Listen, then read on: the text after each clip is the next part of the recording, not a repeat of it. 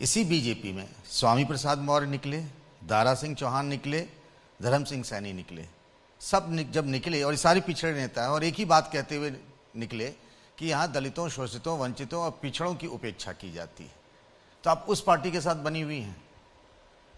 तो पिछड़ों की, दलितों की, वंचितों की जो उपेक्षा हुई वो चुनाव के ठीक पहले हुई, उससे पहले नहीं हुई।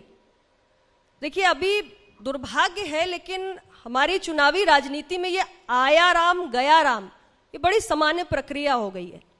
आप सभी वरिष्ठ और अनुभवी पत्रकार हैं, आप सब ने कई चुनाव देखे, आप इस बात के गवाह हैं कि चुनाव के ठीक पहले ये आया राम गया राम, इंपोर्ट एक्सपोर्ट, अब ये बहुत सामान्य और स्वाभाविक प्रक्रिया हो गई है। जनता ने भी इसे गंभीरता से लेना बंद कर दिया है। कोई मसला है, कोई गंभीर विषय है, तो चुनाव के ठीक पहले क्या हमें उसका स्मरण होता है? ये अपने आप में प्रश्न चिन्ह खड़ा करता है हमारी नीयत पर, और दूसरे तरफ हमारे दृष्टिकोण को ले जाता है कि कहीं ऐसा तो नहीं कि हम किसी अपने व्यक्तिगत महत्वाकांक्षा या व्यक्तिगत लाभ से गाइड होकर ऐसा निर्णय ले रहे हैं।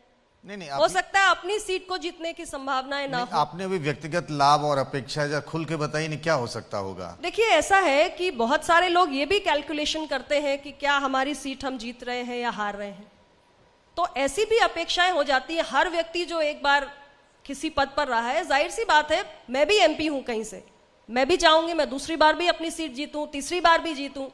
मुझे कहीं से भी डाउट होगा कि शायद मेरी सीट में लूज कर सकती हूं, हो सकता है मैं कोई नए समीकरण बनाने की कोशिश करूं। आप तो कह रही हैं कि बीजेपी की सरकार बन रही है, वो बीजेपी में थे तो सीट से जीत तो जाते। उनका आकलन मैंने ये थोड़ी कहा कि सही है, मैंने ये थोड़ी कहा, उनके हिसाब से उनका ये आकलन है, तो उन्हें लगा कि शायद हम अपनी सीट लूज कर सकते हैं। मेरा आकलन ये नहीं है। मेरा आकलन तो ये है कि हम एनडीए की सरकार बनाएंगे और हम जीतेंगे।